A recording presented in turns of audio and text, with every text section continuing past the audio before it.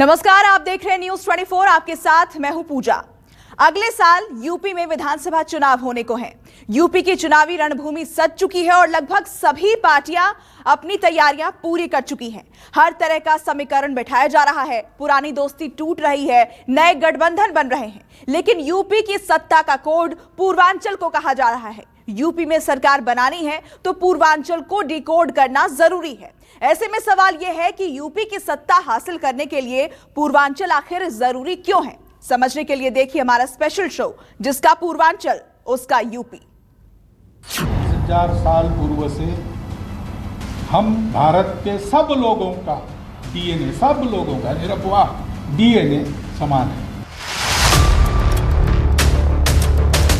इंशाअल्लाह दोबारा योगी को उत्तर प्रदेश का मुख्यमंत्री नहीं बनने देंगे। अगर उन्होंने भारतीय जनता पार्टी को चैलेंज किया तो भारतीय जनता पार्टी का कार्यकर्ता उनके चैलेंज को स्वीकार करता है।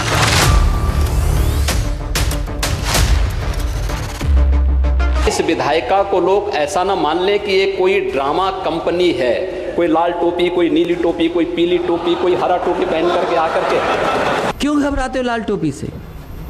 किस बात का डर है लाल टोपी का?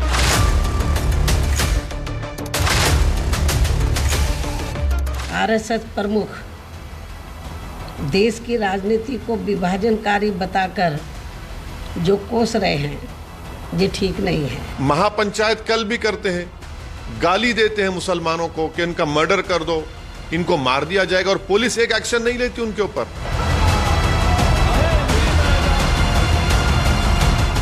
यूपी का सियासी दंगल 2020 क्रिकेट मैच की तरह है, जहां की सियासत का मुकाबला बेहद दिलचस्प होता है।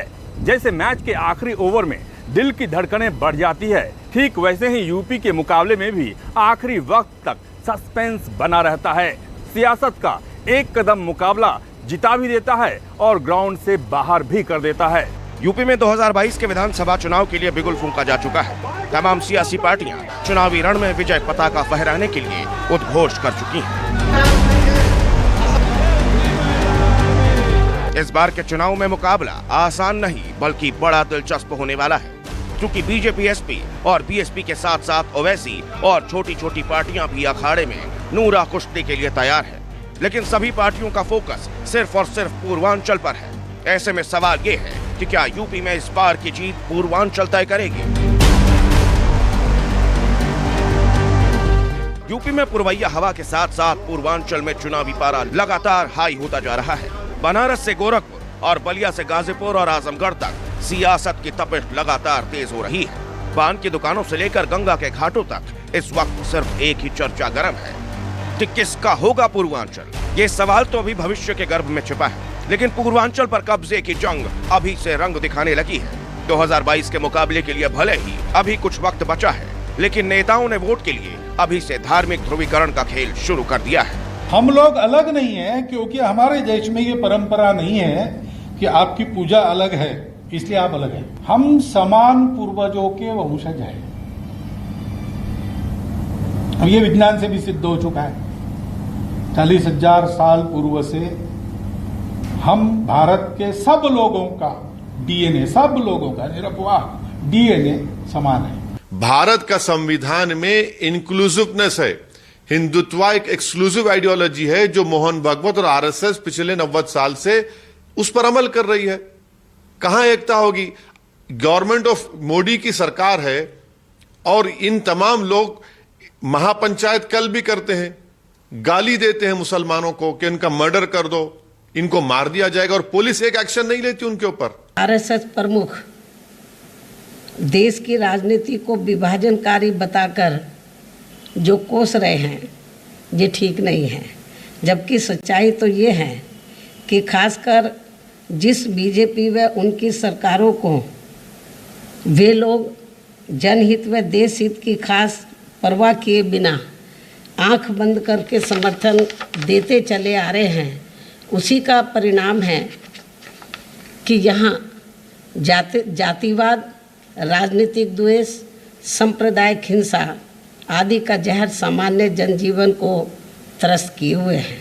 पूर्वांचल पर भले ही सभी पार्टियां अपना दम कम दिखा रही हैं, लेकिन इस इलाके का सियासी मिजाज कभी एक सा नहीं रहा। 2012 में एसपी और 2007 में बीएसपी ने पूर्वांचल में शानदार प्रदर्शन किया। बावजूद इसके ये दोनों ही पार्टियां यहां पर अपनी पकड़ मजबूत बनाकर नहीं रख पाई। 2017 के विधानसभा चुनाव में बीजेपी ने पूर्वांचल में क्लीन स्वीप किया। फिर 2019 में लोकसभा चुनाव में पार्टी ने 4 सीटें गंवा दी। ऐसे में अब बारी 2022 की है। पूर्वांचल की जंग फतेह करने के बाद ही कोई भी पार्टी यूपी की सत्ता पर काबिज हो सकती है, क्योंकि सूबे की 33% सीटें इसी इलाके से आती हैं। हालांकि पूर्वांचल का वोटर बीते 3 दशक में किसी भी एक पार्टी के साथ नहीं रहा।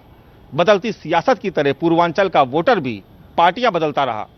पूर्वांचल के 28 जिलों में 164 विधानसभा सीटें आती हैं, जो सूबे की राजनीतिक दशा और दिशा तय करने में काफी अहम है। वाराणसी, जौनपुर, भदोही, मिर्जापुर, सोनभद्र, प्रयागराज, गोरखपुर, कुशीनगर, देवरिया, महाराजगंज, संत कबीर नगर, बस्ती, आजमगढ़, मऊ, गाजीपुर, बलिया, सिद्धार्थनगर, चंदौली, अयोध्या, गोंडा, बलरामपुर, श्रावस्ती, बहराइच, सुल्तानपुर, अमेठी, प्रतापगढ़, कौशाम्बी और अंबेडकर नगर। इन जिलों में पड़े वोट किसी भी राजनीतिक पार्टी को सियासत का सूरमा बना देते हैं। जाहिर सी बात है कि 403 विधानसभा सीटों वाले सूबे के जिस इलाके में विधानसभा की 164 सीटें आती हैं, वहां की सियासत दिलचस्प तो होगी ही। इस विधायिका को लोग ऐसा ना मान लें कि ये कोई ड्रामा कंपनी है, कोई लाल टोपी, कोई नीली टोपी, कोई पीली टोपी, कोई हरा टोपी पहन करके आकर के एक नई परिपाटी शुरू हो गई है। इंशाअल्लाह दोबारा योगी को उत्तर प्रदेश का मुख्यमंत्री नहीं बनने देंगे, नहीं बनने देंगे। अगर हमारे हौसले बुलंद रहेंगे, मेहनत करेंगे तो सब कुछ होगा इंशाअल्लाह ताला। पूर्वांचल के रास्ते लखनऊ में सत्ता का स्वाद यूपी के दंगल की सभी बड़ी राजनीतिक पार्टियां चख चुकी हैं। कभी बीजेपी तो कभी बीएसपी, कभी एसपी। यहाँ के लोगों ने हर 5 साल में अपना मूड बदला है। बात करें 2017 के विधानसभा चुनाव की, तब बीजेपी ने पूर्वांचल की 164 सीटों में से 115 पर भगवा झंडा फहराया था। यही वजह है कि यूपी में आज बीजेपी की दमदार सरकार है, जबकि उस वक्त एसपी 17 सीट, बीएसपी ने 14 सीट, कांग्रेस को सिर्फ 2 सीट और अन्य को 16 सीटें मिली थी। ऐसे ही अगर बात 2012 के विधानसभा चुनाव की करें, तो उस वक्त पूर्वांचल में समाजवादी पार्टी ने इस इलाके में परचम फहराया था। 2012 के विधानसभा चुनाव में समाजवादी पार्टी ने 102 सीटें जीतकर शानदार प्रदर्शन किया था। उस वक्त बीजेपी को सिर्फ 17 सीटें मिली थी, जबकि बीएसपी के खाते में पूर्वांचल की 22 सीटें गई थी। कांग्रेस को 15 और अन्य की झोली में 8 सीटें गिरी थी। पिछले 2 विधानसभा चुनाव के नतीजे साफ साफ बताते हैं कि पूर्वांचल में पुरवैया का रुख कभी एक तरफ नहीं रहा। 2017 में जो हवा बीजेपी की तरफ बही थी, वही हवा 2012 के विधानसभा चुनाव में अखिलेश के साथ गई थी। उस वक्त अखिलेश ने पूर्वांचल जीतकर यूपी में सरकार बनाई थी। हिंदुस्तान की सियासत में यूपी का अहम योगदान रहा है। कहा जाता है कि दिल्ली का रास्ता भी उत्तर प्रदेश से होकर जाता है।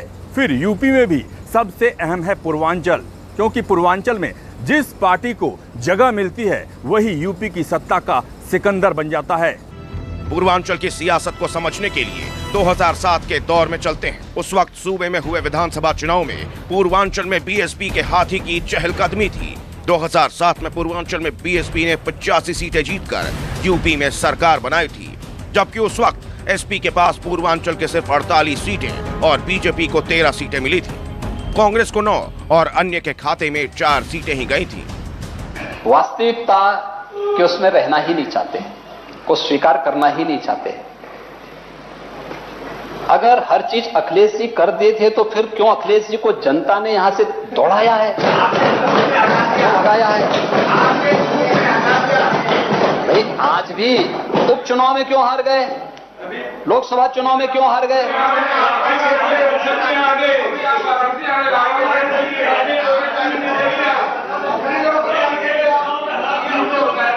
देखिए लेकिन देखिए, हम तो हारे फिर जीते, यही तो हमारी उपलब्धि है। कभी नहीं, सपना देखिए, आराम से सपना देखिए। लेकिन उत्तर प्रदेश की जनता बदलाव चाहती है और बहुत जल्दी आप देखेंगे उत्तर प्रदेश में बदलाव की कैसी लहर चलेगी। ऐसे में इस बार फिर इस इलाके का सियासी समीकरण बदलने के लिए बीजेपी, एसपी और बीएसपी ने पूर्वांचल में डेरा डाल दिया है। उत्तर प्रदेश की सत्ता का रास्ता पूर्वांचल से ही होकर गुजरता है। लेकिन यहाँ के वोटर्स हर 5 साल पर अपनी पसंद बदल देते हैं। शायद यही वजह है कि साल 2022 के विधानसभा चुनाव को देखते हुए पूर्वांचल सियासत का सबसे बड़ा अखाड़ा बनता हुआ नजर आ रहा है। एक तरफ समाजवादी पार्टी जहां अपने खोए हुए जनाधार को वापस लाने में जुटी हुई है, तो दूसरी तरफ सत्ताधारी बीजेपी और बीएसपी भी पूरी ताकत झोंके हुए है। पूर्वांचल के सियासी ताकत और हर चुनाव में बदले सियासी समीकरण को देखते हुए एसपी प्रमुख अखिलेश यादव की नजर पूर्वांचल पर है। वो अब तक कई बार इस इलाके का दौरा कर चुके हैं। वहीं मुख्यमंत्री योगी आदित्यनाथ खुद पूर्वांचल से ही हैं और 2017 के चुनाव में पूर्वांचल ने उन्हें गद्दी तक पहुंचाया। ऐसे में यूपी की सत्ता में काबिज होने के लिए कोई पार्टी पूर्वांचल को नजरअंदाज नहीं कर सकती। Bureau report, news 24। पूर्वांचल में जितनी सीटें हैं उतनी जाति और धर्म का भी भ्रमजाल और मायाजाल है। इसलिए सभी सियासी पार्टियां अपने अपने हिसाब से जाति, धर्म और ध्रुवीकरण की राजनीति कर रही हैं। साथ ही ओवैसी की एंट्री से इस बार पूर्वांचल का मुकाबला और भी दिलचस्प हो चुका है।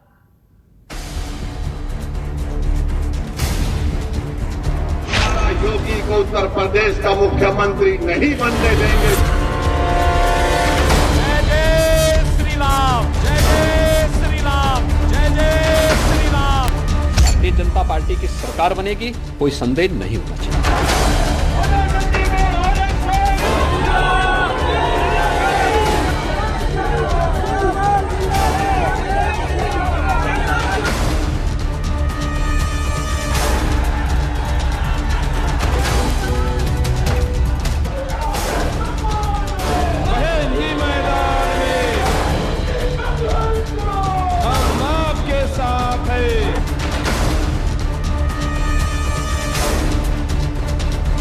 एमआईएम पार्टी जो है भागीदारी संकल्प मोर्चा के साथ रहेगी। बढ़ाने के लिए मोर्चे में और ताकत पैदा करने के लिए हम मोर्चे में मिलकर के हम लोग चुनाव लड़ेंगे। विधानसभा चुनाव में भी वक्त है, लेकिन पूर्वांचल की सियासत एक बार फिर जाति, धर्म और ध्रुवीकरण के त्रिकोण में फंसती हुई दिखाई दे रही है। राजनीतिक दल हो या फिर प्रत्याशी, सभी धर्म और जाति की नाव में सवार होकर चुनावी वैतरणी पार करना चाहते हैं, क्योंकि इलाके की 164 सीटों में से 52 सीटों पर हार जीत सिर्फ जाति धर्म का समीकरण तय करता है। यही वजह है कि यहाँ का सियासी रण जीतने के लिए सियासी पार्टियां सोशल इंजीनियरिंग के फॉर्मूले को अमली जामा पहनाने में जुटी हैं। अगर जातीय समीकरणों के हिसाब से देखा जाए तो पूर्वांचल में सत्ता की असली चाबी दलित के पास है, जो करीब 22% है। मुसलमान, जिनकी तादाद 16 से 17% के बीच है। यादव 12 से 13% है। ब्राह्मण वोटर 12 से 13% के हाथों में है। राजपूत वोटर 6 से 7% है। भूमिहार वोटर भी किसी का खेल बिगाड़ने और बनाने की स्थिति में है। मौर्य, कुर्मी, चौहान, राजभर और विश्वकर्मा जैसी पिछड़ी जातियां भी किसी भी उम्मीदवारों की जीत हार में बड़ी भूमिका निभाती हैं। पूर्वांचल का राजनीतिक चरित्र इस बात का गवाह है कि हर राजनीतिक पार्टी में हर जाति के लोग हैं। ये नहीं कहा जा सकता कि इस क्षेत्र में यादव और मुस्लिम सिर्फ समाजवादी पार्टी के हैं। दलित बीएसपी के हैं। ब्राह्मण कांग्रेस के साथ खड़े होंगे। बीजेपी को सवर्ण और गैर यादव ओबीसी वोट मिलेगा। हर विधानसभा क्षेत्र का अपना अलग मिजाज है। मैं आपसे कहने आई हूं कि जब जब आप संकट में होंगे तब कांग्रेस पार्टी आपके साथ खड़ी रहेगी। जब जब आपको दुख होगा हम आपके पास आएंगे। जब जब आप संघर्ष करेंगे तो हम आपके साथ संघर्ष करेंगे, क्योंकि हमारे लिए ये वोट की राजनीति नहीं है। हम कर्जदार हैं आपके। लेकिन पूर्वांचल की हवा को गर्म करने के लिए इस बार ओवैसी भी अखाड़े में कूद चुके हैं। उन्होंने ओम प्रकाश राजभर के साथ मिलकर भागीदारी संकल्प मोर्चा बनाया है। आपको बता दें कि 2017 के चुनाव में ओम प्रकाश राजभर एनडीए का हिस्सा थे, लेकिन किसी वजह से उन्होंने 2020 के चुनाव से पहले बीजेपी से रिश्ता तोड़ दिया था। सियासत का समीकरण बदलने के लिए यूपी में ओवैसी की भी एंट्री हो चुकी है। उनकी नजर मुस्लिम वोटर्स पर है। 2014 और 2017 के चुनाव में ये वोट अखिलेश यादव की पार्टी के साथ था, लेकिन अब ओवैसी के अखाड़े में कूदने से समाजवादी पार्टी को नुकसान हो सकता है। जितने आ रहे हैं या जो लोग भी आगे जनता में बात करना चाहते हैं, वो सब विकास की बात करना चाहते हैं। आप आधी अधूरी बात मत करिए। आप कहिए कि जो भी दल आ रहा है वो चाहता है कि विकास हो, और अगर विकास किसी ने किया तो समाजवादी पार्टी ने अपना करके दिखाया। लेकिन सवाल यह है कि लोकतंत्र बचेगा तभी तो विकास होगा, जब आपके वोट के अधिकार को ही छीन लिया जाएगा। अगर आप वोट डालने जाओगे तो वहां पर भारतीय जनता पार्टी के गुंडे पहले ही बैठे मिलेंगे आपको। जिस जिले का डीएम एसपी खुद चुनाव को हराने के लिए बैठा हो तो क्या उम्मीद करोगे उनसे आप? ओम प्रकाश राजभर के एनडीए से अलग होने पर राजभर वोट बीजेपी से छिटक गया। वहीं ओवैसी मुस्लिमों के वोट बैंक पर सेंध लगाने की कोशिश में है। पूर्वांचल में जिनकी आबादी 16 से 17% के करीब है। वालकर का बंच ऑफ थॉट्स हो या वी और नेशनहुड हो या फिर दीनदयाल उपाध्याय की किताब हो, इन तमाम, या फिर आप सावरकर की हिंदुत्व की किताब हो, यही तो इन्हीं के नक्शे कदम पर आप चल रहे हैं। और इन किताबों में क्या ये एकता की बात की गई? क्या इन किताबों में यूनिटी एंड डाइवर्सिटी की बात की गई? एकता की बात भारत का संविधान करता है, हिंदुत्व नहीं करता है। असदुद्दीन ओवैसी और ओम प्रकाश राजभर का नया गठबंधन भागीदारी संकल्प मोर्चा सबसे ज्यादा नुकसान किसे पहुंचाएगा, ये तो विधानसभा चुनाव के नतीजे ही तय करेंगे। अगर जातिगत समीकरणों के हिसाब से देखें तो यूपी में 17 ऐसी जातियां हैं जो भागीदारी संकल्प मोर्चा से प्रभावित हो सकती हैं, जिनमें कहार, कश्यप, केवट, मल्लाह, निषाद और राजभर जैसी जातियां प्रमुख हैं। इनको अब ये दिखाई नहीं दे रहा है। कहते थे कि माफिया गुंडा प्रदेश छोड़ के चले गए हैं, ये कहाँ से उतरा गए? जब चुनाव आ रहा है तो ये इनके माफिया गुंडा पर्चे फाड़ रहे हैं, मार रहे हैं, बमबारी कर रहे हैं, गोली चला रहे हैं। इनको दिखाई नहीं दे रहा है। अभी कोई गरीब कमज़ोर आदमी किसी से झगड़ा कर ले तो इनकी पुलिस सक्रिय हो जाएगी, लेकिन आज ये खुद सरकार ये गुंडाई करा रही है। ये हम कह रहे हैं, ये सरकार नहीं चाहती है कि लोकतंत्र कायम रहे। बाबा साहब डॉक्टर अम्बेडकर जी ने जो संविधान दिया है उस संविधान की धज्जी उड़ा रही है ये सरकार। इनकी जितनी भी निंदा किया जाए वो कम है। वहीं प्रधानमंत्री मोदी ने भी यूपी चुनाव को देखते हुए अपनी कैबिनेट में 7 मंत्रियों को शामिल किया है। पूर्वांचल को साधने के लिए मोदी मंत्रिमंडल ने अनुप्रिया पटेल और पंकज चौधरी को जगह दी है। अनुप्रिया पटेल कुर्मी बिरादरी से आती है, इस बिरादरी पर उनका अच्छा खासा असर भी है। वहीं पंकज चौधरी बड़े कारोबारी हैं और पूर्वांचल में उनका अच्छा खासा प्रभाव है। साफ है, पूर्वांचल में अगड़े पिछड़े और हिंदू मुसलमान की पतली गलियों से ही चुनावी गाड़ी आगे बढ़ती है। जिसका पहिया फंसा वो हार जाता है और आगे निकलने वाला मैदान मार जाता है। ऐसे में हर दल की कोशिश अपने कोर वोट बैंक में ऐसे जाति और समाज के वोटर्स को जोड़ने की है जिससे जाति का समीकरण मजबूत हो जाए। Bureau report, news 24। नमस्कार, मैं हूं मानक गुप्ता। अगर आपको हमारा ये वीडियो पसंद आया हो तो इसे लाइक और शेयर जरूर करें, और हाँ, हमें सब्सक्राइब और फॉलो करना ना भूलें ताकि आप देश और दुनिया की कोई खबर मिस ना करें। चाहे कोई ब्रेकिंग न्यूज हो या कोरोना वायरस से जुड़ी कोई भी अपडेट, पॉलिटिक्स हो या आपकी जेब से जुड़ी कोई खबर, इलेक्शन की कोई न्यूज हो, कोई कंट्रोवर्सी हो या फिर कोई वायरल वीडियो, सब कुछ मिलेगा न्यूज़ 24 पर। तो जुड़े रहिए हमारे साथ और देखते रहिए न्यूज़ 24।